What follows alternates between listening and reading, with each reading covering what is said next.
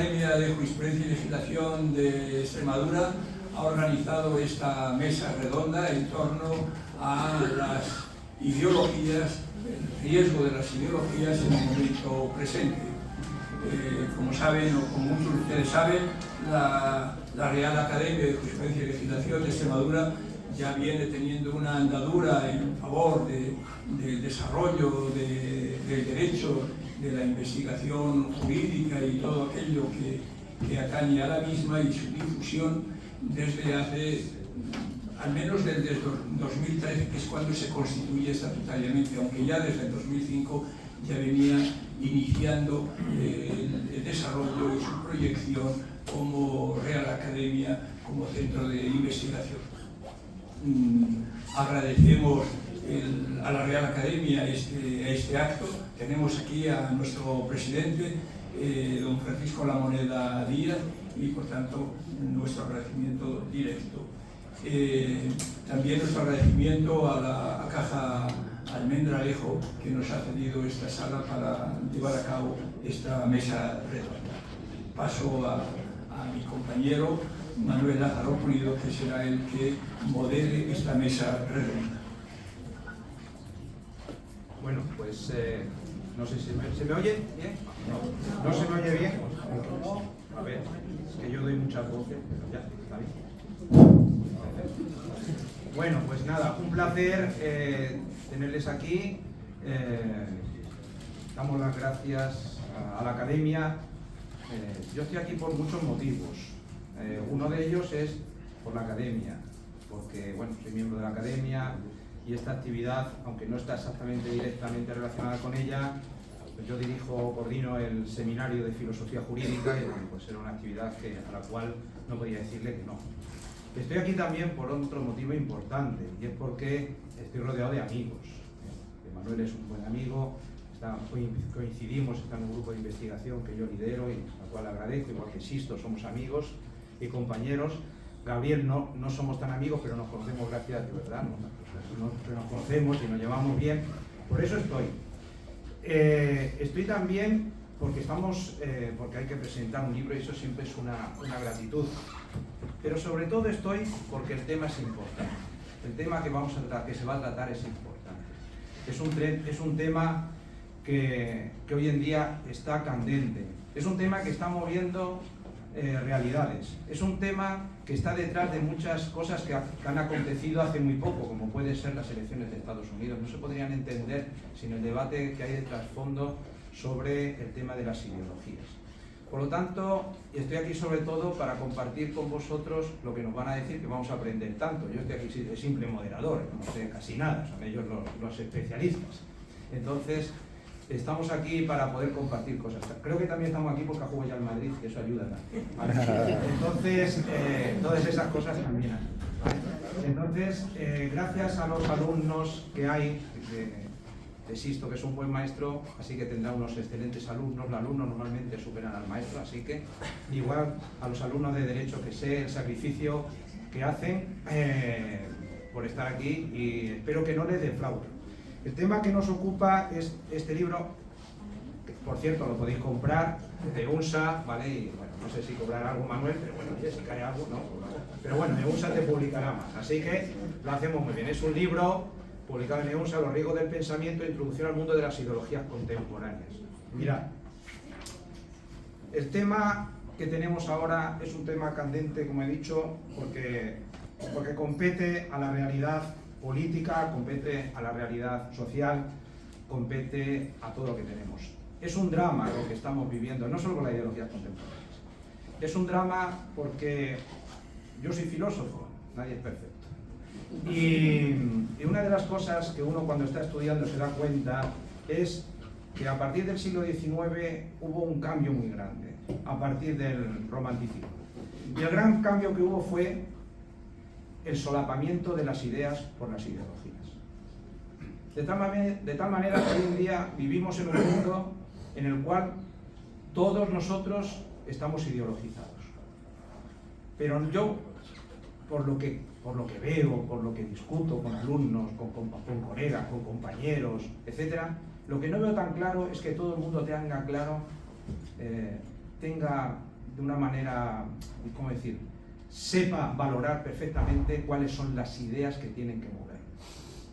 Hay una cosa, y que solo tengo 3 minutos, hay una cosa que, por ejemplo, decimos hoy, algunos hay aquí que son alumnos míos de ciencias religiosas, por cierto, una titulación que se da y que os invito también a coger. Bueno, pues, que se lo digo yo a mis alumnos. Normalmente decimos que estamos en una crisis de valores. Yo no creo que estamos en una crisis de valores. Es decir, yo creo que todos valoramos, porque tenemos que tomar opciones, ¿no? Vamos a venir aquí, entonces yo hago una valoración, venga, voy a ir. ¿Por qué? Pues porque me van a dar un punto en derecho. ¿Por qué? Porque me apetece, porque sé que Sisto es un tío estupendo, va. Porque el tema me interesa. Todos valoramos. El problema no es de valores. El problema es de principios. El problema es de virtudes. El problema es de ideas. Todos valoramos. Ahora, ¿tenemos claro cuáles son los principios que nos mueven a los valores que tomamos? Que son los que mueven nuestras decisiones. ¿Estamos ideologizados o realmente tenemos ideas? Y si las ideologías están presentes, ¿qué ideologías realmente están moviendo nuestra acción? En Estados Unidos, es verdad que nos metemos con Trump y todas estas cosas, pero yo creo que lo que ha hecho el pueblo americano, que ha ganado en mayoría, ha sido, por lo que sea, y yo os aseguro que todas las noches he estado viendo las noticias en distintos canales, ha sido que ha habido gente que ya estaba harta de ideología y necesitaba a alguien que le diera ideas, aunque fueran malas, aunque fueran descabelladas, aunque fueran horribles, pero que tuvieran proyectos. Y ellos querían, sobre todo, a ver si este hombre rompe las ideologías y después a ver qué pasará si somos capaces de empezar a encontrar ideas. Entonces, bueno, os invito a que esto sea el primer paso para que cada uno de nosotros construya sus ideas, valore sus ideas, construya sus principios y a partir de ahí haga su escala de valor. Y para eso, pues vamos a empezar con las ideologías políticas. No, antes tienes tú una palabra. No, antes, ya me lío. Tengo aquí el esquemita. Bueno, pues Manuel, te dejo a ti. Manuel, profesor de Derecho Romano aquí en la Universidad de Extremadura, un gran fichaje. Ya os dije que yo lo conozco de que estaba en México, me habían hablado muy bien de él, muchos canales, no solo por Sisto. Y bueno, cuando me dijeron que iba a venir, pues yo a mí se me alegró el corazón porque sabía que tenía alguien con quien trabajar en lo fundamental. Bueno, pues la palabra. Bueno, pues muchas gracias por la asistencia a la Real Academia, Caja Almendralejo, a los colaboradores y amigos. Yo ya no voy a decir nada con respecto a esta introducción, pero sí un punto importante teórico, ¿no?, para poder encadenar qué son las ideologías políticas, económicas, etcétera.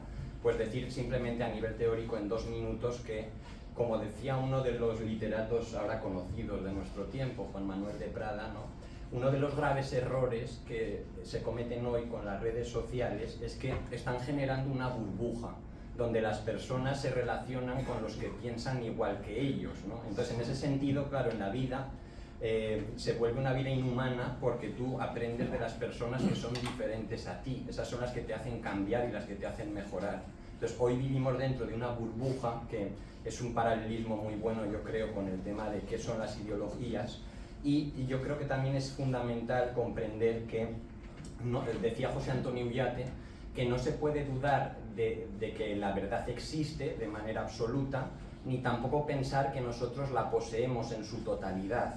O sea, no es blanco o negro. Esto Aristóteles, Santo Tomás, ¿no?, la heterogénesis, muchos autores lo han comentado, pero yo creo que Sócrates es el que atina, ¿no?, cuando dice que el hombre no ha pasado del mundo griego en el sentido de que el solo sé que no sé nada de Sócrates hace que nos demos cuenta que burlarse de la filosofía es el verdadero modo de filosofar, ¿no? O sea, hoy nosotros vivimos bajo una óptica ya revolucionaria, la Revolución Francesa, una visión idílica, ¿no?, de que el mundo, conforme avanza el tiempo, avanza el hombre, avanza la técnica, pero no avanza el ser humano. De hecho, no hemos pasado del punto de no retorno de la filosofía de los griegos, ¿no?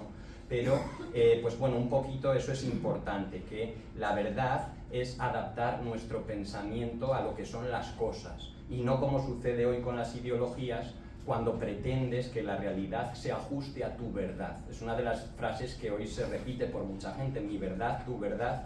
Al final ni nada es verdad, todo es verdad, y al final la verdad deja de ser objetiva y no vale nada, ¿no? Entonces, un poco, pues, ese riesgo, ¿no?, de que las ideologías son, por un lado, son totalitarias, porque el grupo se escuda en lo que dice una mayoría, como dice Mauro González Luna o Karl Mannheim o el propio Miguel Ayuso, y pues solamente como conclusión del preámbulo, decir que es falso ver la historia desde un punto de vista ideológico. Es falso verla desde el nacionalismo, como si hubiera existido una historia milenaria durante miles de años de una nación idílica. Es falso, esto mis alumnos lo saben porque siempre lo comento, ¿no?, verla desde un punto de vista patriarcalista, como si hubiera existido una lucha entre hombres y mujeres a lo largo de la historia. Es falso verla desde un punto de vista de lucha de clases, como si hubiera existido una guerra entre burgueses y proletarios toda la vida. O es falso verla desde un punto de vista fascista, como si esa Roma pagana, republicana, que se rememora en el siglo XX, pues fuera la realidad de lo que se había vivido. Entonces yo creo que con esto pues podemos dar inicio a lo que son las ideologías después de esta introducción. Bien, a mí Una pequeña... Vale. Vamos a ver, la cosa va a ser la siguiente. Yo voy a ir introduciendo, doy paso a los distintos. Estamos divididos porque Manuel es muy ordenadito, como veis. Y entonces voy a ir dando paso, ¿vale? Bueno, pues lo primero que vamos a ver en este gazpacho de ideologías que tenemos, ¿vale?, porque son de todo tipo, esto es una cosa increíble. Pues la primera es las ideologías políticas. Las ideologías políticas que trata el libro son el liberalismo, el marxismo, el nacionalismo, el populismo. Es curioso, otra vez, y dando lugar a lo que acaba de pasar, es que en el siglo XIX hay una lucha enfrentada muy grande entre liberalismo y tradicionalismo.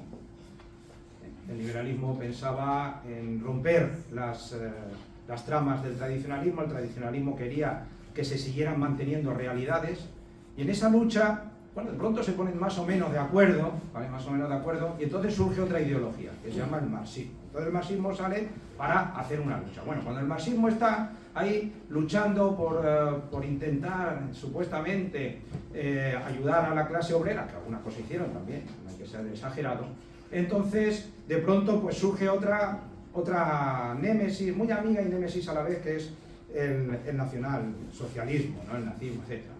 Cuando está todo esto, de pronto hay una vuelta al liberalismo, y entonces, después de la Segunda Guerra Mundial, hay una lucha entre lo que sería las ideologías más de corte, aún evolucionando, el marxismo a la escuela de Frankfurt, y después es decir, que sería la socialdemocracia alemana y después la democracia cristiana liberal.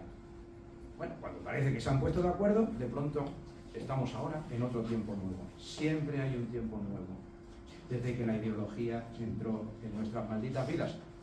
Y para hablar de estas cosas de la política que son tan importantes, estas ideologías políticas, para desentrañar el capítulo tan bonito de este libro, pues nos lo expone Sisto. Entonces, Sisto, yo te hago una pregunta.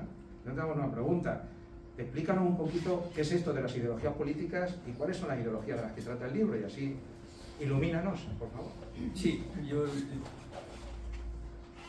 una vez hechas estas valoraciones conceptuales que han hecho mis compañeros, quería desarrollar brevemente, porque no da tiempo a más, brevemente cada una de estas ideologías políticas, empezando por el liberalismo, que es la que se ha destacado, pero luego presentaré también básicamente en qué consiste las restantes. Con respecto al liberalismo, es una corriente ideológica y política que surge en Europa durante el siglo XVII y XVIII, especialmente en el siglo XVIII, surge por una oposición, como una reacción a las monarquías absolutas europeas de ese momento. Se caracteriza fundamentalmente por la defensa de la libertad individual, la igualdad ante la ley, la limitación de ese poder del monarca, ese poder absoluto del monarca. Los liberales buscan construir sociedades basadas en el respeto a los derechos fundamentales de las personas, en la promoción de la economía de mercado frente al gremialismo. ¿Cuáles son los principios vertebradores del liberalismo? Pues, como ya destacaba, el individualismo en cuanto que cada individuo es el centro de la sociedad y tiene derechos inalienables que deben ser respetados. La libertad, se defiende la libertad individual como valor supremo. Los liberales defienden la libertad de expresión, de religión, de asociación, la libertad económica, la igualdad. Todos los individuos han de ser iguales ante la ley sin distinción de de origen, de raza, de religión, frente a esa sociedad estamental anterior, y sobre todo el Estado de Derecho, el poder del Estado debe estar limitado por la ley y sujeto a los controles. ¿Qué evolución tiene el liberalismo? El liberalismo, como ya se ha comentado, va experimentando diversas evoluciones, se ha dado lugar a diferentes corrientes. Está el liberalismo clásico, que es al que hemos hecho referencia, y se centra en la defensa de la propiedad privada, la seguridad jurídica, el Estado mínimo, y luego, bueno, ahí está la Declaración de Derechos del Hombre y del Ciudadano de 1789, que lo refleja bien, el liberalismo social, que es esa combinación de los principios liberales del clásico con la justicia social y la intervención del Estado, que trata de corregir las desigualdades. Y por último, otra corriente, que es la que estamos viviendo en estos momentos, que es el neoliberalismo. Surge en la segunda mitad del siglo XX y trata de la desregularización de los mercados, la privatización de las empresas públicas, la reducción del gasto público. ¿Qué críticas se pueden hacer al liberalismo? Pues la desigualdad, en cuanto que el liberalismo, ese individualismo del que hablaba, genera grandes desigualdades. Ese individualismo excesivo se critica en cuanto que también debilita los lazos sociales y comunitarios. Y luego, como decía, también la falta de regulación en las relaciones económicas. En resumen, podemos decir que el liberalismo es una ideología que ha moldeado la historia moderna en estos dos últimos siglos, especialmente en la cultura de Occidente. Otra ideología que se ha hecho mención aquí, el marxismo y comunismo. El marxismo es una corriente de pensamiento político, económico y social que surge en torno a las ideas de Carlos Marx y Federico Engels, y esta ideología se centra en el análisis de las sociedades humanas desde el llamado materialismo histórico. Se considera que la forma en que los seres humanos producen y distribuyen los bienes materiales determina la estructura social, política y cultural.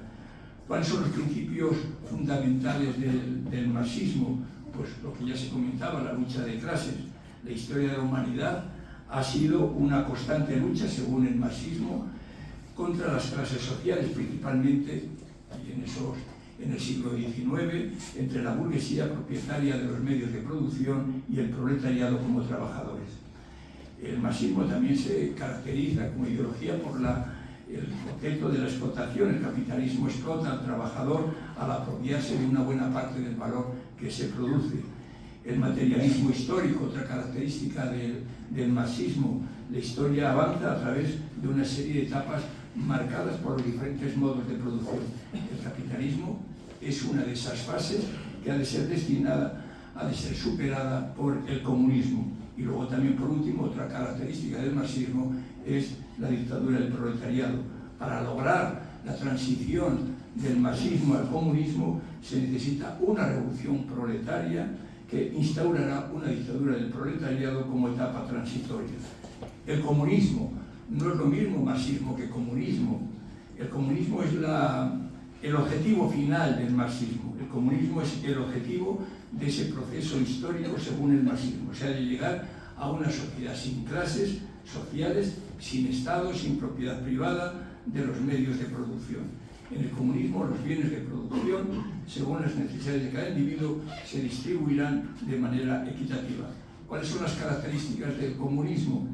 Pues, como ya veíamos, la abolición de la propiedad privada, los medios de producción serán propiedad común de la sociedad, la igualdad social, desaparecerán las desigualdades sociales y económicas, el Estado será mínimo o inexistente, en cuanto que el Estado se extingue a medida que la sociedad se vuelva cada vez más equitativa.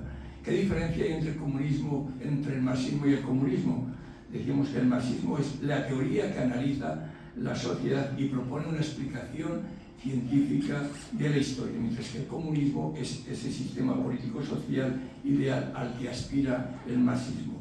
¿Qué críticas o qué debate podemos hacer al marxismo-comunismo? Pues la ineficacia económica. Los sistemas económicos basados en esa planificación centralizada han demostrado ser ineficientes y, por tanto, ese es un aspecto que es fundamental. Pero también el autoritarismo. Muchos regímenes que se han autodenominado comunistas han sido autoritarios y han violado los derechos humanos. Y, por último, la utopía, el comunismo, es considerado por muchos como una utopía imposible de alcanzar. Otra corriente, el nacionalismo como ideología política. El nacionalismo es una ideología política que pone en el centro la identidad nacional y la lealtad a una nación. Los nacionalistas creen que la nación es la comunidad política más importante y que los intereses de la nación deben prevalecer sobre cualquier otro interés. ¿Cuáles son las características del nacionalismo? Pues ese sentimiento de pertenencia. Los nacionalistas sienten una profunda conexión con su nación, basada en unos elementos comunes como puede ser la cultura, la lengua, la historia, la religión, la etnia. Los nacionalistas defienden el derecho de cada nación a gobernarse por sí misma, la prioridad de lo nacional sobre cualquier otro interés, el Estado-nación. Los nacionalistas suelen buscar la coincidencia entre las fronteras estatales y las fronteras nacionales, o sea que cada nación se configure como Estado, por tanto la nación como concepto político y el Estado como realidad jurídica. ¿Qué tipos de nacionalismo encontramos? Pues podemos encontrar diferentes tipos de nacionalismo. El nacionalismo étnico se basa en la identidad étnica y cultural de un grupo. El nacionalismo cívico en la lealtad del conjunto de valores a instituciones compartidas. El nacionalismo cultural se centra en la preservación de la cultura y las tradiciones nacionales. El nacionalismo expansionista busca expandir el territorio de una nación a expensas de otras. ¿Cuáles son los orígenes del nacionalismo? Ya los vemos en el siglo XVIII y sobre todo en el siglo XIX. Va a ser impulsado a partir de la Revolución Francesa y como una reacción a una corriente jurídica como era el racionalismo. A lo largo de esa historia, el nacionalismo ha sido utilizado para fines positivos como la lucha por la independencia y la autodeterminación, pero también para fines negativos como el racismo, la xenofobia y los conflictos bélicos. ¿Qué críticas podemos hacer al nacionalismo? La exclusión. El nacionalismo puede generar sentimientos de exclusión hacia aquellos que no pertenecen a esa nación. Los conflictos, el nacionalismo ha sido la causa de numerosos conflictos armados a lo largo de la historia. La relativización de los derechos humanos, en cuanto que el nacionalismo los ha quebrantado frecuentemente. El nacionalismo sigue siendo una fuerza política importante en el mundo contemporáneo, sin embargo, trata de adaptarse a la realidad. En estos momentos vivimos sentimientos nacionalistas en algunos territorios que, como decía antes, al no ser considerados o no tener la condición de Estado, aspiran a esa condición de Estado sobre esa posición supremacista y exclusivista. Otra corriente, otra ideología política, el fascismo y nacionalsocialismo. No sé si mejor. Muy rápidamente. El fascismo y nacionalsocialismo son manifestaciones extremas del nacionalismo. Son dos ideologías políticas que surgen en Europa a principios del siglo XX, especialmente tras la Primera Guerra Mundial. ¿Cuáles son las características comunes del fascismo y el nacionalsocialismo?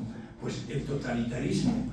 Ambos sistemas buscan un control absoluto sobre todos los aspectos de la vida social, política y económica. El Estado se convierte en esa entidad suprema y suprime cualquier oposición. Tiene un nacionalismo extremo, como decía antes, exalta la nación y el pueblo como entidades superiores, basándose en la supuesta pureza de raza o cultura, el culto al líder, el militarismo, promueven el militarismo y la violencia como instrumento para alcanzar los objetivos nacionales, el anticomunismo y antiliberalismo. Consideran que tanto el comunismo como el liberalismo son enemigos de la nación. ¿Qué diferencias hay entre el fascismo y el nacionalsocialismo? El fascismo, lo vemos, se origina en Italia, se centraba en la unidad nacional y la creación de un imperio romano al estilo histórico, y el nacionalismo alemán o nazismo se basa en una ideología racial que consideraba a los alemanes como una raza superior destinada a dominar Europa. Otra característica que diferenciaba el racismo: ambos son racistas, tanto el fascismo como el nacionalsocialismo, pero el nazismo tenía un componente racial mucho más extremo, basado en la teoría de la superioridad de la raza aria y su antisemitismo. Y ambos son expansionistas, ambos eran expansionistas. El nazismo tenía un objetivo territorial posiblemente mucho más ambicioso que tuvo el fascismo, en cuanto que el nacionalsocialismo aspiraba a un espacio vital para la raza aria. Podemos decir que tanto el fascismo como el nacionalsocialismo son ejemplos extremos de cómo las ideologías pueden ser utilizadas para manipular a las masas y justificar la violencia y la opresión. Y con respecto al populismo, ya termino, el populismo es una corriente política compleja, de difícil definición, presenta en diferentes contextos históricos y culturales. ¿Cuáles son las características básicas de la ideología populista? Primero, tiene una división maniqueísta. Los populistas suelen presentar una visión simplificada de la sociedad: los buenos y los malos, el pueblo puro y virtuoso y los corruptos, la élite corrupta. Apelan a las emociones. Los populistas utilizan el lenguaje emocional, promesas simples y directas, ofrecen soluciones sencillas a problemas complejos. El liderazgo carismático: los líderes populistas suelen ser figuras carismáticas.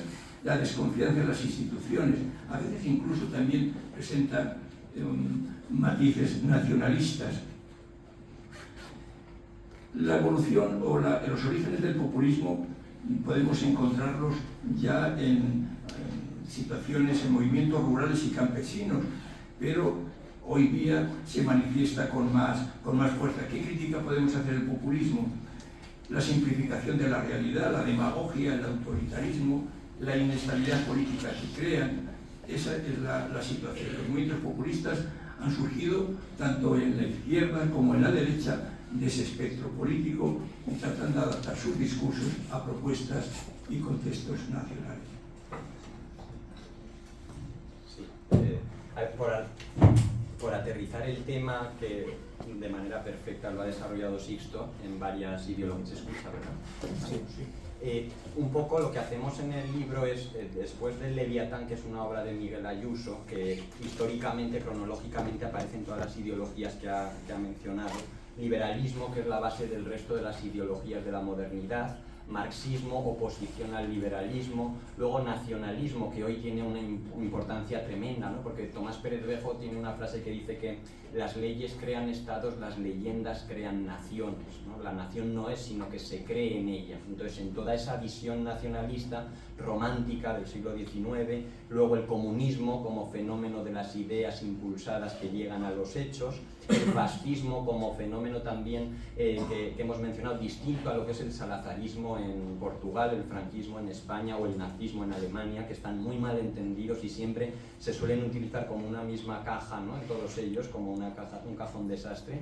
Y después del nacionalsocialismo, cuando se dice que los totalitarismos han desaparecido después de la Segunda Guerra Mundial, esto es falso, porque de hecho, la bomba atómica no la tira un totalitarismo, la tira una democracia.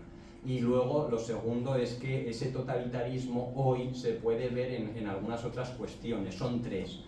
Hay autores de filosofía del derecho, y yo aquí pues solamente voy a citar unos nombres, pero los que hablan de totalitarismo democrático en nuestros días, bueno, además de que la Unión Soviética es la que vence realmente en la Segunda Guerra Mundial, se expande por el mundo, por Asia, en China, la China de Mao, por África y por Latinoamérica. O sea que el fin de los totalitarismos no, el primero de ellos es el que vence en la Segunda Guerra Mundial, no es de corte de Hollywood lo que nos muestran del desembarco de Normandía, sino que en el frente oriental es donde se gana la Segunda Guerra Mundial con 28 millones de muertos, ¿no? Del bando ruso. Entonces, ese es el que vence. Y luego hoy, ese totalitarismo democrático que se ha acuñado por autores con el elemento de la partitocracia, el régimen de los partidos, el elemento de las ideologías el viejo marxismo, a partir de los años 60, se reconvierte en progresismo, ¿no? Esto es la escuela de Frankfurt y es Marcuse, Gramsci, todos los últimos marxistas, donde ya se vuelven, pues las políticas, se vuelven capitalistas, las políticas del progreso. Hoy lo que llamamos progresismo ya ha dejado de ser el viejo marxismo. Se puede ver en todas las leyes económicas neoliberales, por ejemplo, renta básica universal, eutanasia, aborto, todas las políticas que son a nivel global, que parecen ser progresistas de izquierda, en el fondo son políticas económicas capitalistas que vienen de arriba, ¿no? Y entonces eso ha llevado a estos autores, y con esto cierro, a que hoy nuestra sociedad se traduce en que hay 4 grandes cambios. Esto se basan en la obra de Orwell, de Orwell, ¿no? Y de Michel Onfray, y dicen que hoy se crea una neolengua. Estamos asistiendo a que los conceptos se están creando con unos neologismos, ¿no? La posverdad en filosofía, que es un elemento básico, ¿no? Luego se crea una historia oficial, esa historia oficial vanguardista, donde las minorías han tenido un elemento potente en la historia, donde no ha sido así, pero se intenta acomodar a esa vanguardia. Y finalmente el legalismo, que es lo jurídico, que toca más en el ámbito del derecho, donde parece que la mayoría, porque opine una cosa, eso es lo bueno, lo verdadero, y eso es una gran aberración, ¿no? Porque las mayores injusticias a veces se cometen igual que los nazis, ¿no? Los nazis gaseaban judíos y atendían a la ley estaba bien hecha, pero eso no significara que fuera justo, ¿no? Hoy hay leyes contra la vida que atentan contra la vida de personas, se aprueban por mayorías en parlamentos, pero al final se cometen las mayores aberraciones. Entonces, ¿quiénes son los autores que hablan de esto? Les pongo solo porque les he buscado para que, si a alguien le interesa, Alexis de Tocqueville en el siglo XIX, en La democracia en América, habla de esto. Y luego Pablo Pérez López, que es catedrático de Navarra, dice que Huxley, Un mundo feliz, dice: la verdadera revolución está por hacer no en el mundo exterior, sino en las almas. Gabriel Cuby llamó la destrucción de la libertad en nombre de la libertad. Por ejemplo, Rousseau habla de que el que no quiera, el que no esté a favor de la voluntad general, se obligará a ser libre. Y finalmente este germen extraordinariamente totalitario de nuestros días lo resume muy bien Tomás Pérez Bejo cuando dice que cuanto más totalitario es un Estado, más intenta controlar la memoria. Entonces con esto yo cierro el bloque. Bueno, pues muy bien. Aquí, Jolín, normalmente uno pregunta y te dicen ¿qué? Aquí no veis que todos saben, ¿eh? Hablan bien. Mira, que hace mucho tiempo, ahora toca hablar un poco de las ideologías económicas y globalistas. Los que son más mayores no saben, los que son más jóvenes no. Pero había, no la canta mal, pero bueno, había una canción que decía: Money makes the world go round, the world go round, the world go round. Money makes the world go round, it makes the world go round. Era una canción que cantaba Lisa Minnelli, que cantaba mejor que yo, y más guapa que yo. Iba a hacer, pero es que enseñar las piernas no está bien. Y era la letra de Joel Grey, que lo que venía a decir es: el dinero hace girar el mundo, hace que el mundo gire. ¿Vale? Ojo, curioso, esto lo canta, se supone, en un régimen nazi, ¿vale? Y esto era después de todo un desembarco del liberalismo y de su hijo bastardo, el comunismo. Entonces, el dinero, por desgracia, muchas veces mueve demasiado el mundo. No sé, una vez decía una frase: no hay don sin din, ¿no? Sí. Pero yo digo, ¿pero para qué te sirve el din si no tienes don, ¿no? Entonces, en este sentido, es verdad que todos nos gusta ser muy generosos, pero el dinero llama mucho. Entonces, esta ideología del dinero es muy fuerte, mueve mucho, hace mucho. En este caso, en este libro se habla del neoliberalismo y del capitalismo y del libertarismo como ideologías del dinero. Mueve tanto que, por ejemplo, yo di clases de muchas cosas, y una de ellas de humanidades digitales y de inteligencia artificial. Hace 4 años nadie hablaba de inteligencia artificial, aunque parezca mentira, aunque es una cosa que está hecha ya desde 1950. Se hablaba de digitalización, toda la digitalización, digitalización, que era el entorno, básicamente. Hasta que de pronto hay varias compañías, que son los 7 grandes, y de los cuales, por ejemplo, el más señero, lógicamente, es Nvidia, ¿vale? que por cierto yo tenía unas acciones, las vendí hace poco y hice el imbécil, y evidentemente pues yo me he dado cuenta que el cambio de paradigma nominalista de la inteligencia, de las humanidades digitales e inteligencia artificial ha ido acompañado del resurgir de estas empresas. Quiero decir con esto que el dinero hace mucho, el dinero mueve mucho, ¿vale?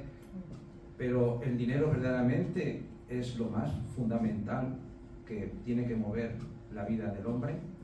Aquí hay estudiantes de Derecho, yo les doy filosofía del Derecho, no a ellos, yo doy en otra universidad. Y yo les digo, si queréis ser buenos abogados, filosofía del Derecho, pues no sé si servirá para algo. Tenéis que ser, pues no sé, hacer un buen grado y después un buen máster. Pero si queréis ser buenos juristas, ojo, al final, solo así podéis ser buenos abogados, necesitáis conocer filosofía del Derecho, y aunque parezca mentira, Derecho romano, pone las bases, historia del Derecho. Quiero decir con esto que no todo es el dinero. El dinero llegará, si tiene que llegar y no tendrá que llegar, pero no todo es el dinero, pero vivimos en una sociedad donde esta ideología nos encanta, sobre todo si lo tenemos.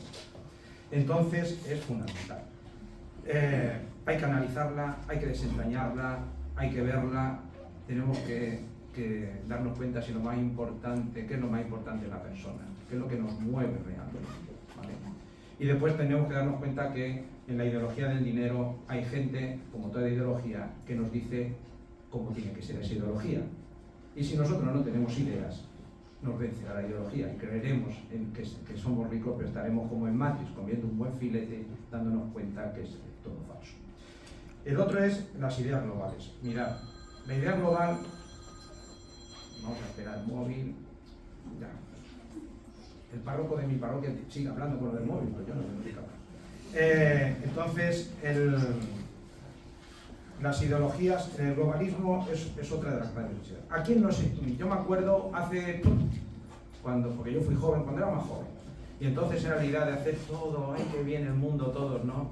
Vamos a estar todos juntos, que es muy bonito, ¿verdad? ¿A que sí? Entonces sale en la guerra de las galaxias, ¿no? Que están todas las galaxias hermanadas, etc.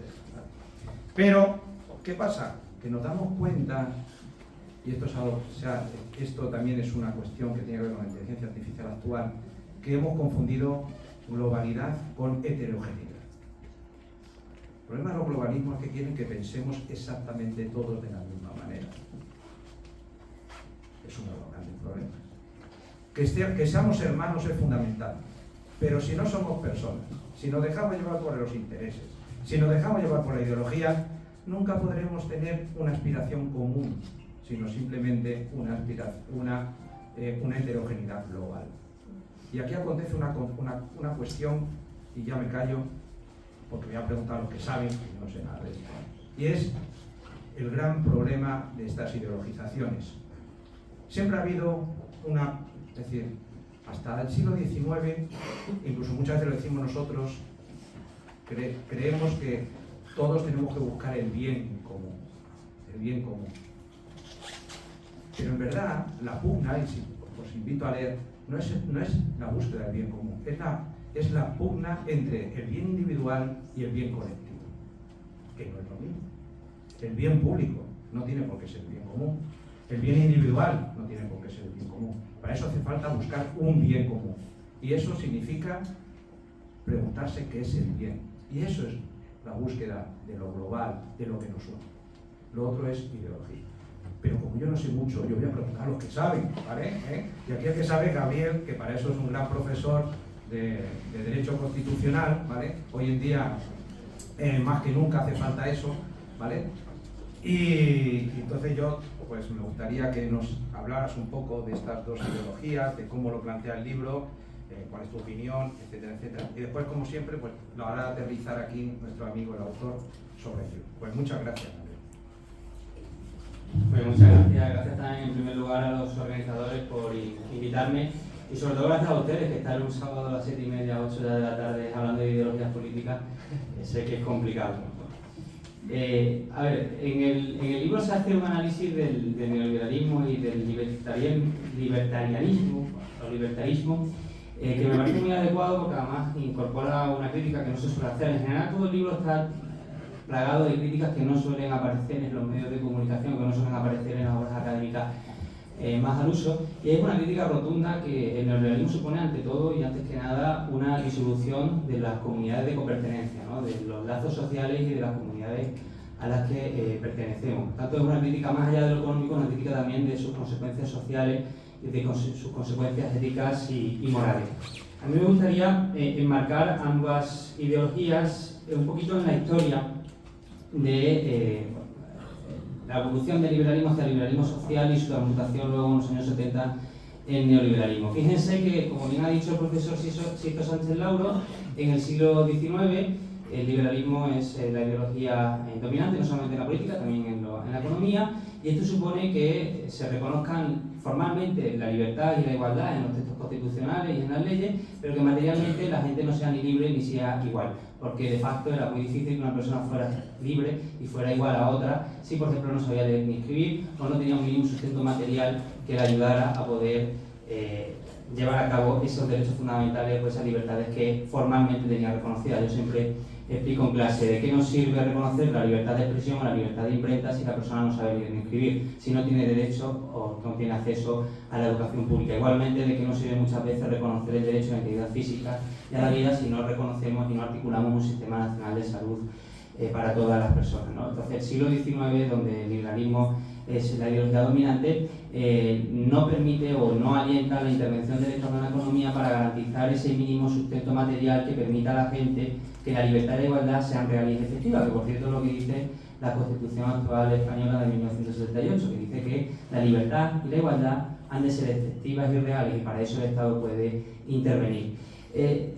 Como esa no intervención del Estado en la economía o ese reconocimiento de la igualdad formal y de la libertad formal única y exclusivamente en la ley y en las constituciones implica una desigualdad atroz en el siglo XIX. Tenemos ahí los testimonios del movimiento obrero, de la gran crisis social, además de la segunda mitad del siglo XIX, con la articulación de los grandes partidos de masa, con las nuevas reivindicaciones sociales. Poco a poco los liberales se van dando cuenta, algunos de ellos, no todos, de que hay que reformar el Estado y que hay que reformar la relación entre Estado y economía, y que el Estado tiene que proporcionar a la mayor parte de los ciudadanos un mínimo de sustento material, un mínimo de bienestar, para que esa libertad y esa igualdad no se queden únicamente en la letra de la ley, sino que sean reales y efectivas.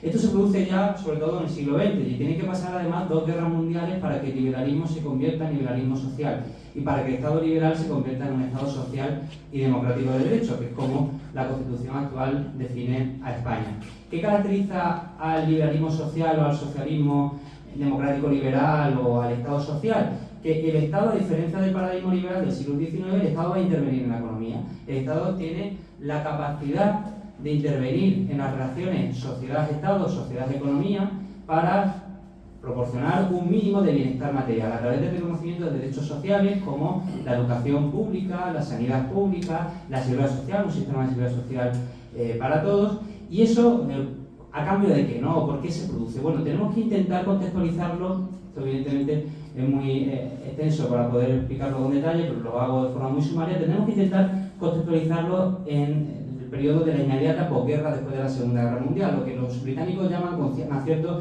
el espíritu del 45. Aquí, ¿qué ocurre? Estamos ante una Europa completamente asolada, donde la mayor parte de los medios de producción han sido destruidos, donde la economía está completamente devastada, donde han sido destruidas carreteras, fábricas, industrias, y donde además la amenaza del comunismo, del socialismo real del este, de la Unión Soviética, está muy cerca. Dense en cuenta de que la República Democrática Alemana no está muy lejos, está en el corazón de Europa. O de que en las primeras elecciones democráticas después de la Segunda Guerra Mundial en Francia y en Italia, los principales partidos políticos o los partidos políticos que ganan las elecciones muchas veces son partidos socialistas y partidos muy cercanos a la órbita soviética. Entonces se produce una especie de terremoto político y social en la Europa de posguerra, donde, los defensores del sistema capitalista liberal del siglo XIX, los defensores además de la distribución de la riqueza en ese momento proporcionada por el statu quo, tienen miedo de que se produzca una revolución social, tienen miedo de que se expanda el socialismo del este en países como Francia, Inglaterra o Italia. Y por otro lado, los trabajadores organizados en el movimiento obrero y en los sindicatos se encuentran muy fuertes, ¿no? Se encuentran muy fuertes porque además los trabajadores han participado en la guerra, han sido soldados y ahora han regresado del frente. Entonces se converge ahí, confluye el paradigma del trabajo y el paradigma del capital y llega a un pacto, lo que los teóricos políticos llaman el pacto capital-trabajo, por el cual los capitalistas, los defensores del statu quo socioeconómico, ceden una parte de sus beneficios a través del pago de impuestos progresivos que van a ir destinados al Estado. Y los trabajadores ceden algo muy importante, renuncian a la alternativa de la revolución. ¿A cambio de qué? A cambio de que el Estado les proporcione sanidad, educación o seguridad social. Ese pacto material que se produce después de la Segunda Guerra Mundial es el sustento y el fundamento del Estado social. Estado social que tiene 35 o 40 años de etapa gloriosa después de la Segunda Guerra Mundial hasta los años 70-80 del siglo pasado. ¿Qué ocurre en los 70-80? Este Estado social, aunque sigue formalmente reconocido en las constituciones, como la española en el artículo 1, empieza a degradarse, como consecuencia de la aparición o de la generalización de una ideología, que aquí es muy bien analizada en esta obra, que es el neoliberalismo. El neoliberalismo surge un poquito antes de la Segunda Guerra Mundial, yo lo he estudiado con detenimiento en mi tesis doctoral, pero luego cuando de verdad se hace famoso y se generaliza en los años 70-80. Frente al Estado social que propugna sanidad, educación o seguridad social pública, universales y gratuita, frente a la idea de un pacto capital-trabajo que integre el conflicto en las constituciones y que supere la dicotomía y de la lucha de clases a través de un sistema que proporcione un mínimo de bienestar para todos, el neoliberalismo propugna, defiende la privatización, como bien ha dicho antes Manuel Andreu, el mayor poder para el sector privado y no tanto para el público, y sobre todo dinamitar ese pacto capital-trabajo. A partir de la hegemonía neoliberal, a partir de los 70-80, los mecanismos de intervención del Estado en la economía o los grandes elementos que caracterizaban el sistema de la economía social de mercado o del Estado social empiezan a ser degradados de manera consciente y deliberada. Además, tense en cuenta de que hay una serie de gobiernos de corte muy neoliberal que se van sucediendo en el tiempo. Pero esto tiene un sustrato también ideológico importante más allá del elemento económico. Y es que se produce un giro incluso también en la propia izquierda, como bien ha comentado Manuel Andreu, que pierde un poco el paradigma de lo material y que ya no está tan atenta la izquierda a la reivindicación de los derechos de los trabajadores o a la garantía de un bienestar material para todos, sino que se empieza a perder en elementos identitarios, culturales, de disolución de la reivindicación del trabajo, de disolución de la reivindicación de las clases subalternas y de los más desfavorecidos, y esto se produce sobre todo como consecuencia a partir de la revolución de mayo del 68 en Francia. Entonces tenemos por un lado una izquierda muy desarmada ideológicamente en cuanto al elemento trabajo y al elemento material, y por otro lado una postura neoliberal que cada vez más hegemónica en el ámbito internacional, con gobiernos como el de Margaret Thatcher en Inglaterra o el de Ronald Reagan en Estados Unidos. Y esto produce la degradación continua del Estado social hasta estos días. Es verdad que seguimos teniendo un Estado social, al menos en España, sí, pero cada vez más degradado, con unos servicios públicos además muy depauperados. Ustedes lo pueden comprobar en el día a día. Pero a mí lo que me interesaría destacar no es solamente la degradación de lo público como consecuencia del neoliberalismo, sino la biopolítica que incorpora el neoliberalismo, que esto lo vio de forma acertada autores como Michel Foucault, también Camporangi, o algunos de los autores que aquí se comentan. El profesor Ballesteros de la Universidad de Valencia, por ejemplo, tiene reflexiones muy oportunas sobre la biopolítica neoliberal. ¿Qué es esto de la biopolítica neoliberal? La concepción de que el ser humano debe cambiar, de que el ser humano debe ser única y exclusivamente un bien mercantil, como si fuera una mercancía que se vende, que se compra, que el ser humano tiene que ser una persona competitiva, que en vez de ser persona debe ser individuo, el individualismo, la competición, la continua, digamos, prisa de nuestro tiempo que nos ha tocado vivir del siglo XXI, en el que no tenemos prácticamente lugar ni espacio para la reflexión, para el sosiego. Esa biopolítica neoliberal de la figura del emprendedor, de la figura del hazte a ti mismo, del sálvese quien pueda, del que no necesita de lo colectivo, del que no necesita de la comunidad de copertenencia, esa biopolítica que nos está imponiendo el neoliberalismo, que tiene unas consecuencias sociales, culturales, que son muy destacadas, ¿no? Fíjense, por ejemplo, la disolución actual de las comunidades tradicionales de copertenencia, la familia, el barrio, la ciudad, el pueblo al que pertenecíamos, las ligazones históricas y tradicionales, lo que Simone Weil llamaba con acierto las comunidades de raíces. El hombre, el ser humano, no es alguien que está todo el día moviéndose de un lado para otro, que no tiene patria, que no tiene comunidad. El hombre tiene raíces, ¿no? Somos como árboles con raíces. Y esas raíces es las que el neoliberalismo corta, y a veces corta incluso de forma literal, también con la devastación que supone esta biopolítica y esta concepción del hombre competitivo y el hombre puramente económico para la naturaleza y el medio ambiente. Yo creo que intentar superar el neoliberalismo también es una defensa, o al menos así debería ser, de elementos básicos ya no solamente del estado social que prácticamente está perdido, sino de nuestra civilización occidental, de cuidar esas raíces, de cuidar esas comunidades de copertenencia que debemos entre todos también no solamente cuidar, sino también cultivar para seguir perfeccionándonos moral, ética y políticamente, ¿no? Y el neoliberalismo es todo lo contrario en el sentido, como bien apunta el libro, de que incorpora unas lógicas puramente mercantilistas, materialistas, individualistas, que son contrarias a la ética común y a la virtud cívica en una comunidad plural y en una comunidad que pretende ser democrática.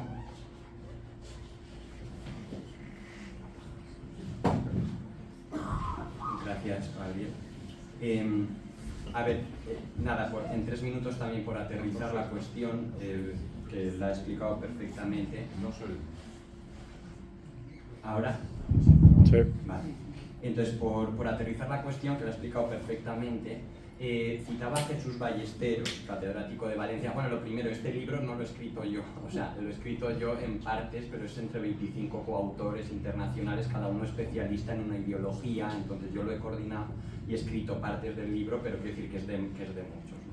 Bueno, en ese sentido, Jesús Ballesteros decía que la sociedad de mercado, no la economía de mercado, la sociedad de mercado subordinada a la cultura, a la política y al capital, a los mercados financieros y por lo tanto a la especulación, al final acaba siendo una sociedad de mentira, ¿no? Y entonces ahí la ideología del dinero, esa proletarización del trabajador, ¿no? Como forma de vida que Cal Polanyi decía, o desde el marxismo, la crítica que se hace por Diego Fusaro en el marxismo actual, ¿no? que dice que hoy la izquierda se ha centrado en esa crítica de los derechos de consumo, ¿no? el tema del arco iris, todas las cuestiones, y ha dejado a un lado las cuestiones importantes que son las cuestiones de los trabajadores, ¿no? Entonces, la ideología del dinero, la consecuencia es ese globalismo económico que apuntaba Gabriel.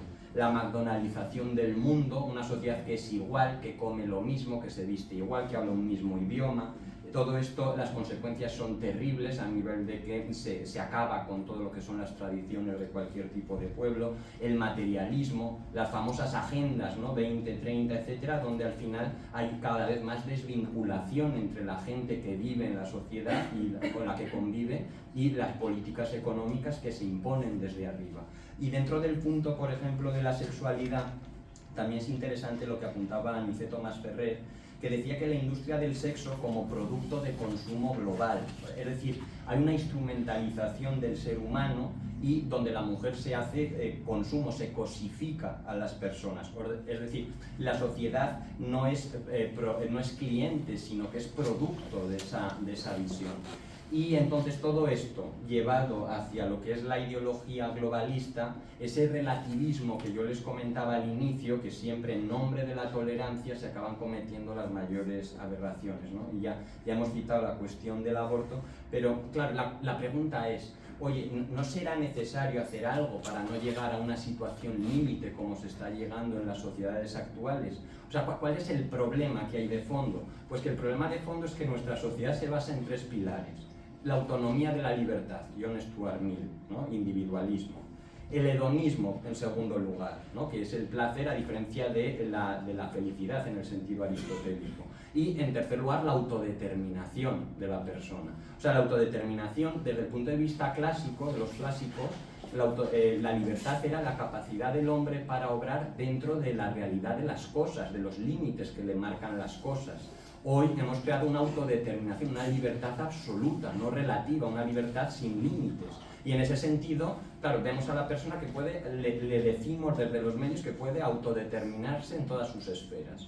El tema de, por ejemplo, hemos hablado de aborto, la eutanasia, el cambio de sexo, etc. Pero luego nos llevamos las manos a la cabeza cuando vemos que una región de España se está autodeterminando para independizarse, ¿no? Pero claro, es que eso es lo que ha alimentado la visión moderna, porque si en todas las esferas tú invitas a la gente a que se autodetermine, tenemos autodeterminación en la persona, tenemos autodeterminación en los pueblos, tenemos la autodeterminación en todas las esferas a nivel político y social. Entonces yo creo que esta cuestión, pues, habría que comentarla con mayor profundidad, pero simplemente con una frase es que hoy la tolerancia hace pensar a una gran mayoría que quien tolera, por el hecho de tolerar, se es buena persona. Pero eso no es tolerancia, eso es buenismo. La tolerancia implica, la justicia implica oponerse cuando las cosas no son buenas. Y la frase de Andersen es que la tolerancia es un crimen cuando lo que se tolera es una maldad. Bueno, pues muchas gracias. Creo que ya vamos clarificando. Habéis un poquito de ideología y más ideas. Vale. Bueno, por ahora viene, para mí, la clave de bóveda del libro, que es de este pensamiento, que es la ideología de la autodeterminación de la persona. Mirad, yo estoy convencido que el concepto de persona es el concepto fundamental que sea, es decir, que nosotros construimos y que estamos olvidando. Cuando nosotros estudiamos filosofía, éramos jovencitos, si la estudiamos, pues nos enseñaban que la filosofía venía del mundo griego, ¿vale? La filosofía occidental viene del mundo griego. Yo tengo un proyecto de escribir las falsedades de la historia de la filosofía. No existe la filosofía sin mundo griego, pero el mundo occidental no es griego, es medieval. El mundo que nosotros tenemos se forjó en la Edad Media. Y en la Edad Media se forjó una cosa que no conocían los griegos, que era el concepto de persona. El concepto de persona viene del mundo medieval. El concepto de persona implica que nosotros somos cada uno de nosotros especiales. Somos seres humanos, tenemos humanidad, pero además de todo eso somos cada uno un ser humano, pero además de todo eso cada uno tiene un nombre. Eso específico, eso es la persona. La persona, que es lo que realmente, si creemos en Dios, es lo que más nos acerca a Dios, en Dios, porque Él es también persona.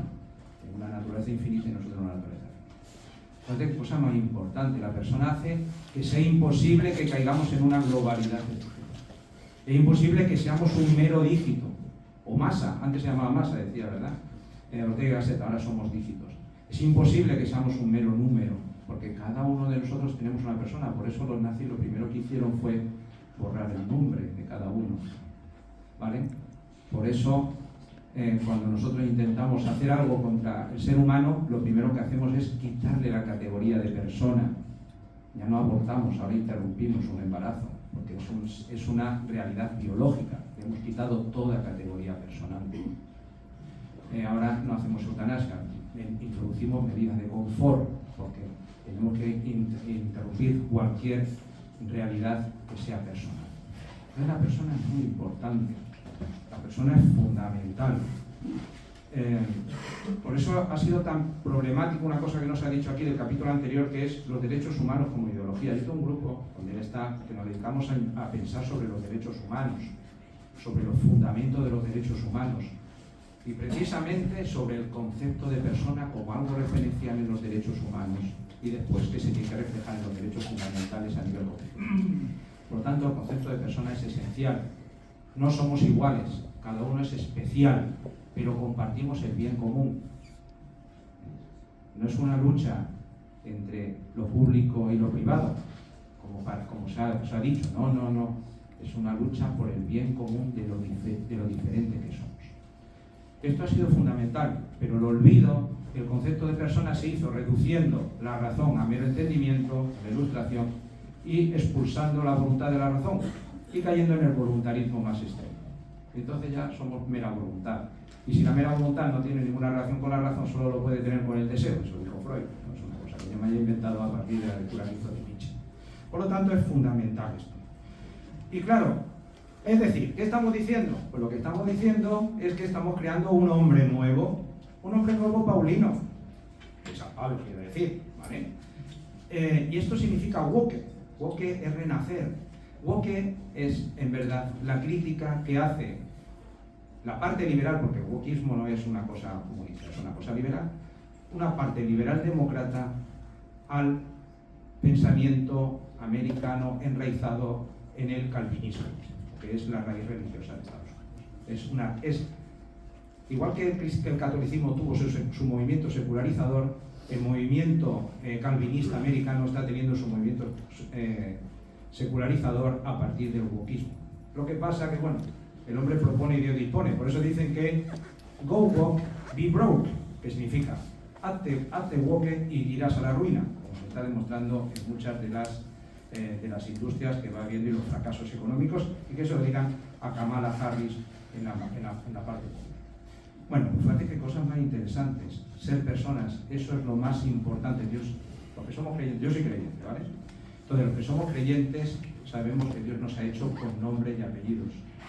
Por eso nos bautizamos y nos ponen un nombre. Para decirte, tú no eres un cristiano más, tú no eres una persona más, tú eres Manuel, en mi caso. Manuel, tuyo también. Sisto, Gabriel. Bonitos nombres. Gabriel, él significa hijo de Dios, el mensajero de Dios. Por lo tanto, cada uno de vosotros es una persona especial. No se puede hacer ideología de la persona. Hacer ideología de la persona es matarnos a uno, cada uno, convertirnos en dígitos. Y eso es un poco lo que, en este sentido, se trabajaba en este concepto, donde, es decir, es verdad que también está la parte comunista, en el sentido en que, claro, la usurpación de las identidades en vez de la búsqueda de la igualdad económica, porque ya, oye, ya nadie trabaja más de 8 horas, todas esas cosas ya las tenemos, ¿no? Entonces hay una especie de usurpación. Pero bueno, yo de eso que sabe. Aquí el que sabe es Gabriel, y entonces Gabriel, por favor, ¿nos puedes explicar un poquito de estas cosas que tú eres verdaderamente, oye, que es vicedecano, no es cualquier cosa? Bueno, pues te dejo a ti, por favor. Nada. Bueno, gracias. A ver, sobre las ideologías de la persona, la verdad es que el libro introduce algunos elementos muy interesantes de análisis.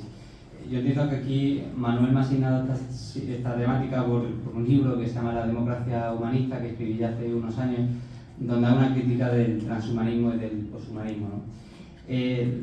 Tradicionalmente, a lo largo de los siglos, se ha entendido la idea de persona desde una óptica humanista. Esto que implicaba, sobre todo a partir del Renacimiento, que el ser humano era una persona perfeccionable ética y moralmente a través del conocimiento y del cultivo de la virtud pública entre todos.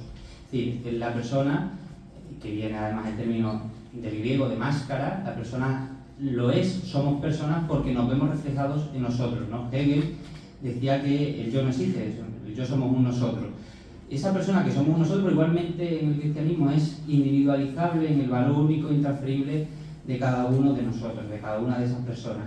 Ese personalismo, ¿no?, que luego también cultivó Jacques Maritain después de la Segunda Guerra Mundial, fundamentalmente a través de la idea del personalismo, se ha ido a la luz, están vetando, ¿ya? Esto era Kamala.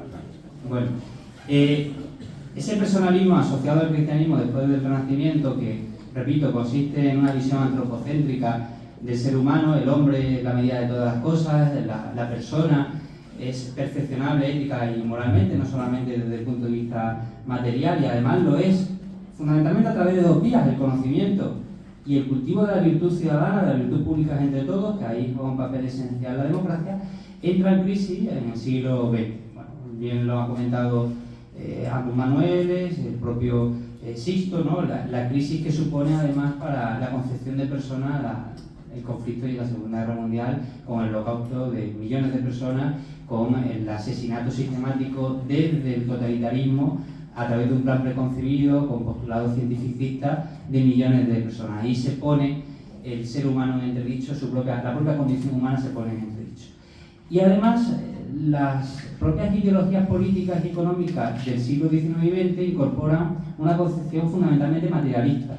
La propia defensa del Estado social carece de una concepción moral alternativa al materialismo. Es curioso que tanto el marxismo del propio siglo XIX y XX como las defensas a ultranza del capitalismo, ya sea en su versión neoliberal o en su versión Estado social de posguerra, compartan todos la defensa del materialismo, la defensa de la mercantilización, la defensa del consumo, por ejemplo, ¿no? Como si la persona solamente se pudiera realizar por el consumo, no ya por el conocimiento y no ya por la defensa de lo común a través de la democracia y la virtud pública.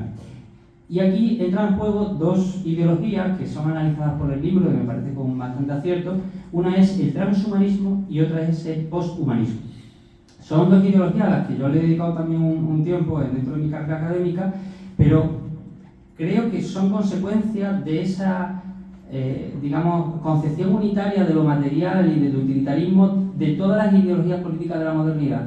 Ninguna, a excepción, repito, del humanismo clásico del siglo XVI imbuido de cristianismo, ninguna de las ideologías políticas de la modernidad que hoy estamos analizando propone una concepción alternativa a la concepción puramente materialista y mercantilista del ser humano. Fíjense, para el marxismo lo importante del ser humano se realiza a través del trabajo, ¿no? Oiga, o sea, el trabajo generalmente es algo que nadie quiere hacer. O sea, a mí yo perfectamente viviría de las rentas. O sea, no me gusta trabajar, pero es que muy pocos de los que estamos aquí nos gusta trabajar. Seamos sinceros, ¿no? Pero el marxismo nos introduce esa ética del trabajo.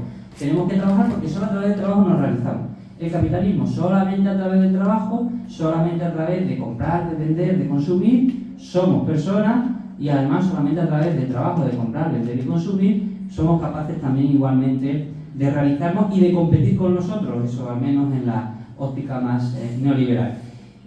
¿Y qué hace el transhumanismo y el poshumanismo? Incidir en esa vertiente abierta desde la contemporaneidad de que somos seres fundamentalmente materialistas, que no tenemos, como decía Manuel, alma, que no tenemos preocupaciones éticas, morales, que nuestra vida no va más allá del consumo. Por ejemplo, el transhumanismo. El transhumanismo defiende que a través de la mejora técnica y biotecnológica el ser humano puede ir superando las grandes carencias biológicas, incluso físicas, que hemos tenido desde el origen de la humanidad. La enfermedad, ¿sí?, las patologías, el sufrimiento. El transhumanismo es un tecno-optimismo. Tienen los transhumanistas un optimismo exacerbado, ¿sí?, por la ciencia y por las nuevas tecnologías, pero también por los grandes avances científicos en el ámbito de la medicina. Y creen que esa es la clave del ser humano, única y exclusivamente la ciencia. En esta defensa de la ciencia, en esta defensa tecno-optimista de las nuevas tecnologías y también de los nuevos procedimientos médicos y biotecnológicos, los transhumanistas no incorporan ningún criterio ético o moral. Todo avance es bueno. Con lo cual, aquí hay un elemento de peligrosidad, ¿no? Pero tenemos luego ya el avance del transhumanismo en una postura todavía más radical, que es el posthumanismo, muy defendido en algunos sectores, por cierto, de Estados Unidos que hoy respaldan a Donald Trump y que están dentro del gobierno de Donald Trump, como el propio Elon Musk, ¿no? ¿Y qué defiende el posthumanismo? Bueno, que el ser humano es pura materia y que entonces, como es pura materia y somos capaces desde ahora, desde la actualidad, modificar esa materia, podemos llegar incluso a un momento en el que dejemos de ser humanos, que a través del perfeccionamiento tecnológico de la medicina y de la biotecnología, el ser humano puede incluso superarse a sí mismo y crear una especie de superhombre. A Elon Musk le gusta vestirse de Iron Man, ¿sí? ¿Por qué? Porque Iron Man es casi ya un ser inmortal, ¿no?, que funciona a través de energía, no sé si nuclear. Bueno, los poshumanistas, yo cuando lo estudié, la verdad que están todos bastante mal de la cabeza.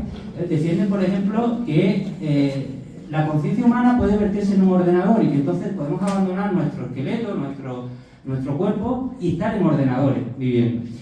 Yo creo que casi todas las cosas que dicen los poshumanistas no tienen ningún tipo de razonabilidad, no pueden tener además ninguna practicidad, no se pueden llevar a cabo. El estado actual de la ciencia ahora y dentro de 200 años no permitirá esas elucubraciones. ¿Y entonces por qué defienden esto? Porque inciden en la tendencia de la consideración materialista del ser humano abierta por la contemporaneidad, porque nos consideran única y exclusivamente como un conjunto de átomos, como un animal que no tiene por qué estar guiado en su acción por elementos o criterios éticos, morales o religiosos. Por tanto, ahonda en el nihilismo y en la crisis de valores que hoy se hacía referencia de nuestra sociedad actual. Y por eso es la vanguardia teórica de una concepción económica, política y social que está hoy teniendo bastante respaldo a nivel mundial. Acabamos de ver ahora mismo con la victoria de Donald Trump, en la que absolutamente se deja de lado la ética, se deja de lado la moral y solamente se hace hincapié en el elemento material, mercantilista del ser humano. Y además se hace hincapié en ello con un desprecio absoluto de algunos valores éticos universales que habían presidido nuestras relaciones humanas, pero también internacionales entre Estados, hasta hace unos años, ¿no? ¿A quién iba a imaginar hace 20 años que un presidente de los Estados Unidos podría abiertamente ir en contra de valores básicos, ya no solamente de nuestra concepción ética y moral actual, sino de la propia civilización occidental? Un político que es abiertamente racista, xenófobo, homófobo, los epítetos que tiene son prácticamente inabarcables, ¿no? Que además utiliza la mentira como motor político de difusión único y exclusivo. Y esto viene enmarcado dentro de una degradación moral y ética colectiva que estamos sufriendo, cuya punta de lanza, cuya vanguardia es precisamente algunas de las posturas como el transhumanismo o sobre todo su vertiente más radical, el posthumanismo, que alejándose de cualquier concepción ética y moral consideran al ser humano únicamente como una máquina, solamente como un conjunto de átomos más o menos concentrados y que podemos, llegado a algún momento, incluso superar nuestra propia materialidad, lo cual yo creo, repito, que es una auténtica locura.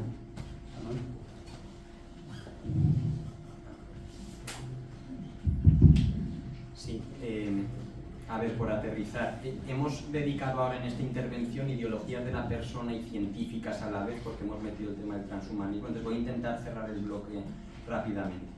Con esto último, porque sé que le interesa a varias personas el tema de Trump, lo que hemos pensado es, como se está alargando un poquito, a las 8:30, cuando acabemos las teóricas, luego que se queden las personas que quieran para las preguntas, ¿no? Y así pues la gente que se tenga que ir se puede ir tranquilamente y nos quedamos pues dialogando los que estén más interesados. Pero es que aquí se han tocado 3 temas fundamentales, ¿no? Con la política actual global. Entonces, el tema de Estados Unidos, ¿no? De lo woke, de la ideología, de la autodeterminación de la persona. Esto es muy importante, porque el problema actual es que el mundo contemporáneo vive bajo la idea de que toda persona puede definirse a sí misma. ¿Y qué pasa en Estados Unidos? Bueno, pues que lo que decíamos que hace unos años parecía impensable. Claro, ¿por qué Donald Trump gana en Estados Unidos las elecciones? ¿Por qué López Obrador gana en México las elecciones? ¿Por qué Podemos o Vox ganan aquí las elecciones? ¿Por qué Marine Le Pen en Francia gana las elecciones? Porque en realidad, como apuntaba Miguel Ayuso, hay algo que falla en el sistema. Entonces la gente está harta. En Estados Unidos, por ejemplo, dice esto Varas, ¿no? Que el hartazgo en los medios de comunicación, todo lo que se ha inoculado en los últimos años, ha hecho que la industria de Estados Unidos, ha hecho que mucha gente diga: yo tengo una forma de vida, no quiero que se metan con mi forma de vida y estamos hartos. Y entonces todos han votado en masa a Donald Trump. O sea, si pueden ver los datos, el 45% de los hispanos han votado a Trump, el 48% de las mujeres. O sea, quiero decir que los lobbies, los medios que hemos estado comentando de política económica y todo esto, pues ha hecho que al final la gente, harta de esta situación, vote a la... Entonces los populismos, fuera de que pues a lo mejor no es la solución, y Donald Trump no es la solución a los problemas, sí que es cierto que dan con la clave de que hay algo que está fallando en el sistema, y es una alternativa porque el sistema no está bien, ¿no? Está fallando. Entonces yo creo que esa es un poco la visión en Estados Unidos de por qué ese movimiento woke liberal pues se está debilitando otra vez con una vuelta. Se puede ver en todos los países, se puede ver en China. Hoy la China, que ha sido comunista en el siglo XX, hoy es pronatalista. Hoy en Rusia, que está muy mal entendida la guerra de Ucrania en España, porque se dicen auténticas tonterías, pero Rusia hoy no es de la Unión Soviética, está volviendo una tradición ortodoxa rusa, está volviendo una visión tradicional de Rusia. O sea, Orbán en Europa, Serbia, Eslovaquia, es como un péndulo que está volviendo porque hay una situación ya harta de pues un poco de esa visión global de cómo tiene que vivir la gente bajo una política económica que desvincula a las personas de sus tradiciones, y eso es lo que está pasando en el mundo, ¿no?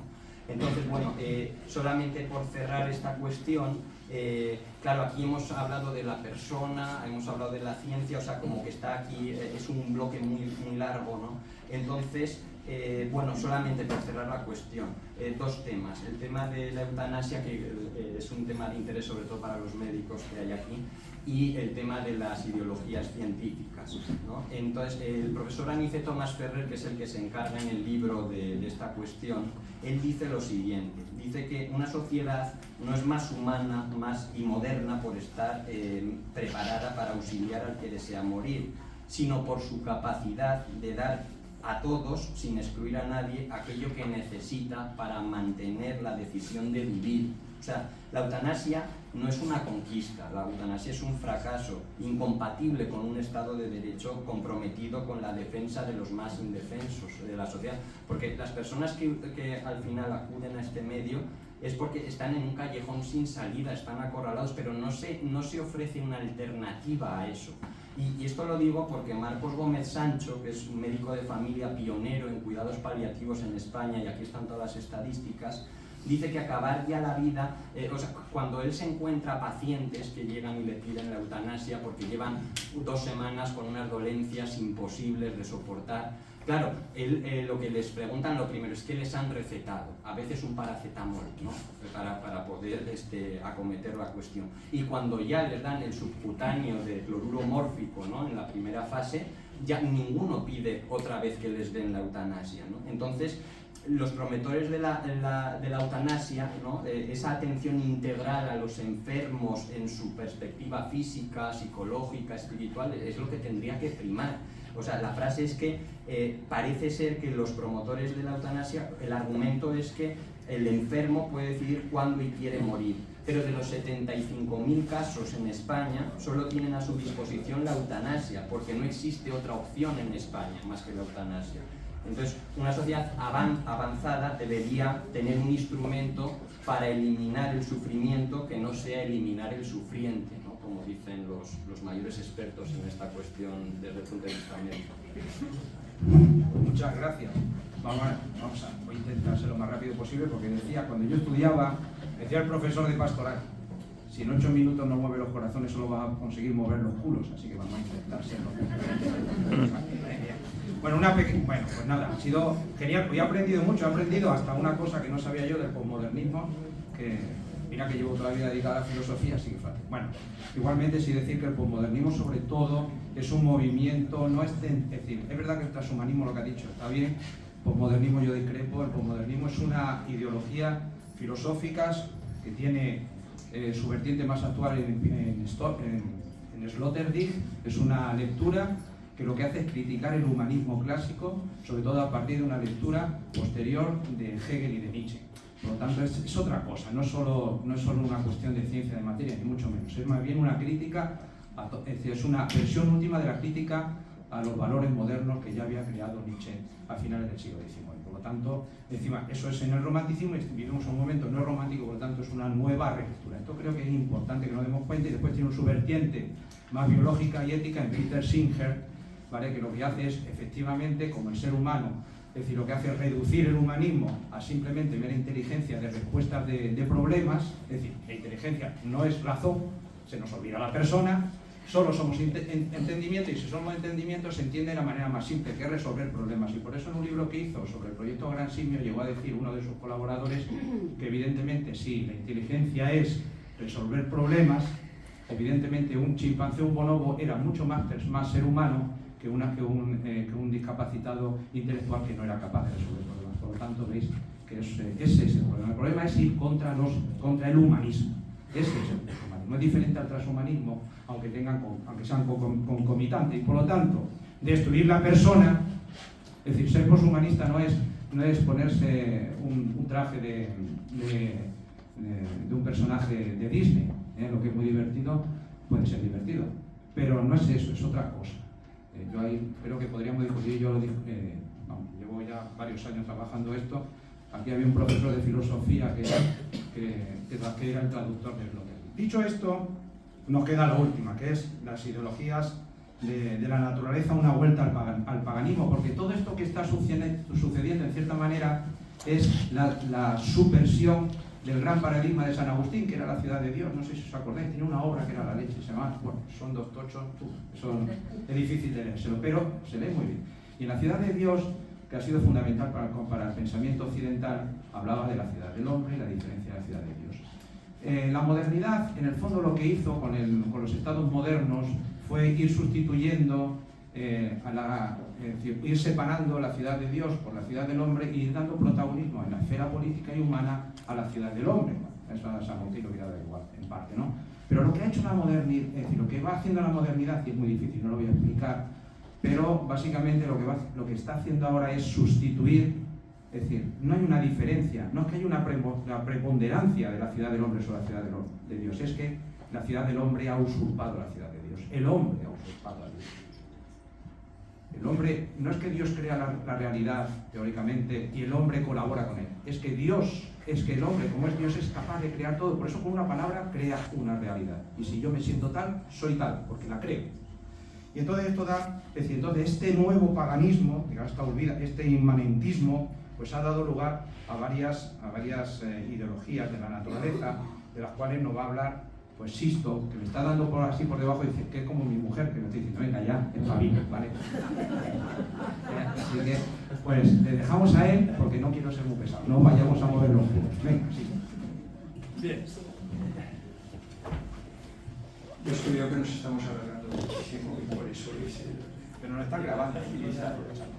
Bien, las ideologías de la naturaleza son sistemas de creencias y valores que guían nuestra relación con el mundo natural. Voy a mencionar brevemente cada una de estas o aquellas ideologías de la naturaleza que consideramos más importantes. La primera es el animalismo y el ecologismo. Animalismo y ecologismo. El animalismo y el ecologismo son dos movimientos que comparten un profundo interés por la naturaleza, por los seres vivos, pero que a menudo se manifiestan como opuestos. Veamos uno y otro brevemente. El animalismo se centra en los derechos de los animales individuales independientemente de su especie, en función del ecosistema.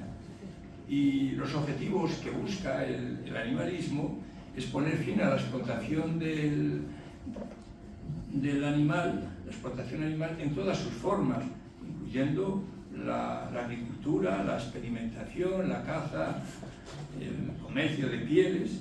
Los principios que defiende es la igualdad moral entre todas las especies, y rechaza el especismo en cuanto a la discriminación basada en la especie. ¿En qué nos coloca el animalismo? Pues esta visión del animalismo coloca al hombre como un ser más del mundo. Esta visión coloca al hombre o implica la negación de nuestra racionalidad. Se niega un valor intrínseco como ser humano distinto a otro ser vivo. Es un poco el desprecio de la racionalidad, es un poco el regreso, la vuelta de logos al mitos. Con respecto al ecologismo, el foco se centra en la conservación de los ecosistemas, de la biodiversidad, busca proteger el medio ambiente y garantizar la sostenibilidad de los recursos naturales para las generaciones futuras. Busca, a fin de cuentas, un equilibrio entre las necesidades humanas y las del planeta. Tienen puntos en común tanto el ecologismo como el animalismo. Ambos movimientos rechazan la explotación de la naturaleza y los animales y buscan un mundo más sostenible. Las diferencias están en el que el animalismo se centra en los individuos, mientras que el ecologismo tiene una visión más global de los ecosistemas. Pero evidentemente hay una complementariedad entre estas dos ideologías de la naturaleza, en cuanto que suponen una protección más completa de los animales y de la naturaleza y buscan soluciones integrales. Sin embargo, hay un debate con respecto a estas dos ideologías de la naturaleza, un debate en la que se plantea qué es más importante, proteger a los individuos o preservar los animales y los ecosistemas. Otra ideología de la naturaleza es el racismo como ideología de la naturaleza.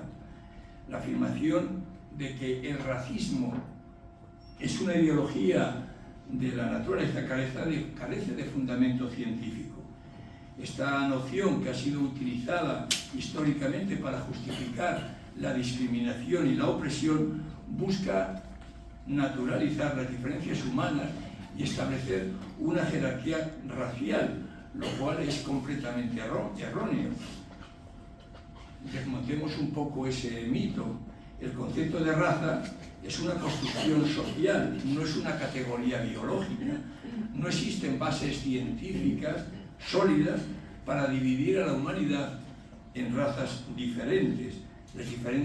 Las diferencias físicas entre los seres humanos son el resultado de la adaptación a diferentes entornos, pero no indican superioridad o inferioridad de ninguna clase. La historia del racismo como producto histórico y social no es un fenómeno natural, ha sido utilizado a lo largo de la historia para justificar la esclavitud, la colonización y otras formas de opresión. Por tanto, la idea de que el racismo es natural ha tenido realmente consecuencias terribles, consecuencias devastadoras, en cuanto que ha justificado la discriminación entre las personas, ha perpetuado las desigualdades y ha supuesto un grave detrimento para la humanidad. En conclusión, el racismo no es una ideología de la naturaleza, sino una construcción social que ha causado un grave daño a la humanidad. El indigenismo, ya para terminar con respecto a estas ideologías de la naturaleza, en cuanto lo vemos así, en cuanto que puede adoptar una relación compleja y a menudo ambivalente respecto a esa vinculación. Por un lado, ha sido instrumentalizado para idealizar a los pueblos indígenas como una sociedad perfecta, como una sociedad en plena armonía en su entorno, presentándolos como guardianes ancestrales de la naturaleza. Ciertamente, esta situación de ver el indigenismo como una situación, como una especie de Arcadia feliz de los pueblos indígenas, ahora, en estos momentos, en esos movimientos indigenistas, sirve para atacar, por ejemplo, el proceso de colonización, el proceso de ocupación de la monarquía hispánica en los territorios americanos. Esa imagen del noble salvaje, esta figura romántica, que así fue popularizada en la Ilustración, presenta a los indígenas como seres puros y en perfecta sintonía con la naturaleza. Esta imagen, como decía, ha sido utilizada para justificar esos movimientos contrarios a esos procesos colonizadores.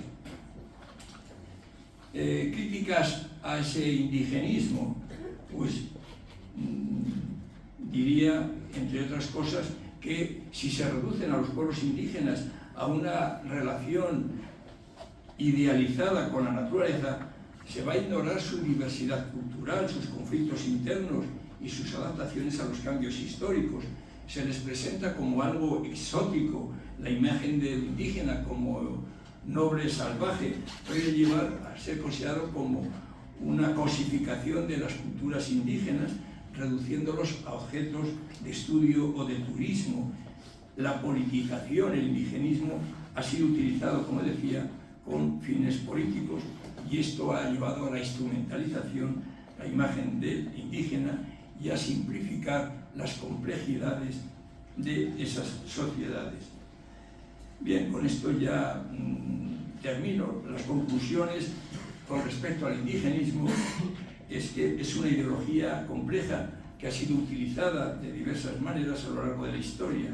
Si bien es importante reconocer el valor de las cosmovisiones indígenas y su conocimiento tradicional, también es crucial evitar esa idealización romántica del indigenismo, porque no se corresponde con la realidad histórica.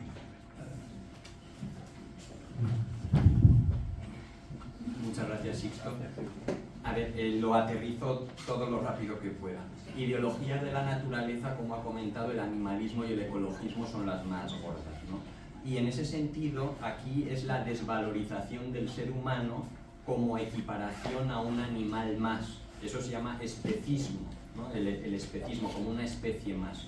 Y esto tiene una visión filosófica ya desde la Revolución Francesa, y es esa vuelta del logo al mitos. Igual que los griegos fueron del mito al logos, que es la gran aportación griega del mundo occidental es esa, nosotros hemos retrocedido del logos al mitos, otra vez a la vuelta al animal, ¿no? Y aquí habría que señalar solamente una cuestión sobre animalismo y ecologismo, que es que el hombre tiene dos potencias, ¿no? La libertad y luego la racionalidad humana, ¿no? Entonces,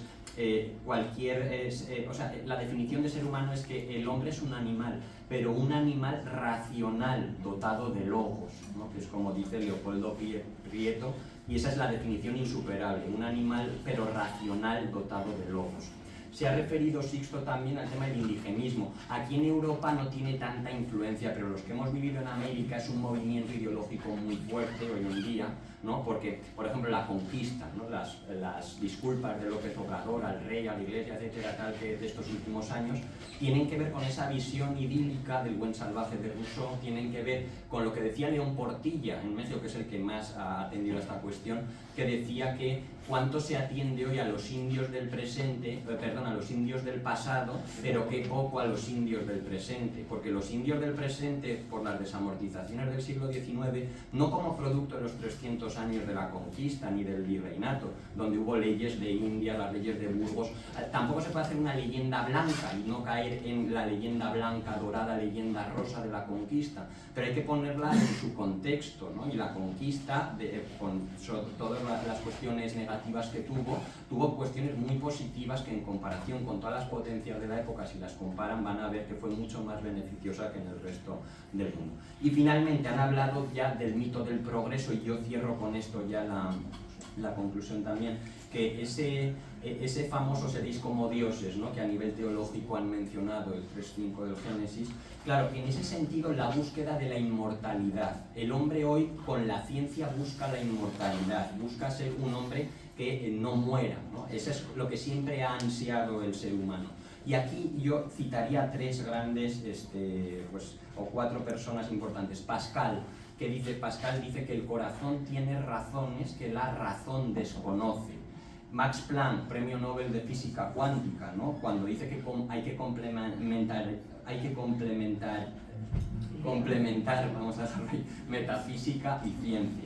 O, por ejemplo, el propio Einstein, que dice el hombre puede llegar a conocer todo lo que hay en el universo de manera racional, pero sería como interpretar una gráfica cuando está sonando una sonata de Beethoven, ¿no? Entonces, en ese sentido, lo que lleva a los expertos es que hoy hemos alcanzado el becerro de oro, ¿no? Otro aspecto teológico, es decir, la idolatría, el New Age, una serie de ideologías muy potentes. Y entonces la pregunta hoy última es, la que se hace un autor argentino que es Juan Fernando Segovia. Dice, el hombre poshumano realmente dotado de una superinteligencia, de un supercorazón que le va a permitir vivir durante 300 años o de manera ilimitada, ¿es todavía ser humano? ¿No? Entonces esas son las últimas ideologías a las que hemos llegado, ¿no? El abandono del hombre por la máquina, que son las últimas ya con las que se podría cerrar toda esta conglomerado de ideologías de todo tipo, ¿no? Muy bien, pues entonces vamos a terminar y después ya hacemos un pequeño, para que nos quedamos los que queramos seguir hablando para no ser muy pesados, pero ¿sabéis lo que se dice? Magister dicit, va a hablar el magister para terminar, ¿vale? Y ya pues hacemos ese rezo, por favor. Bueno, primero agradecerles la paciencia que han tenido, paciencia religiosa, de aguantarnos en esta especie de refrito, en este cúmulo de ideologías de diferente tipo que hemos tenido que ir a uña de caballo para poder presentarlas.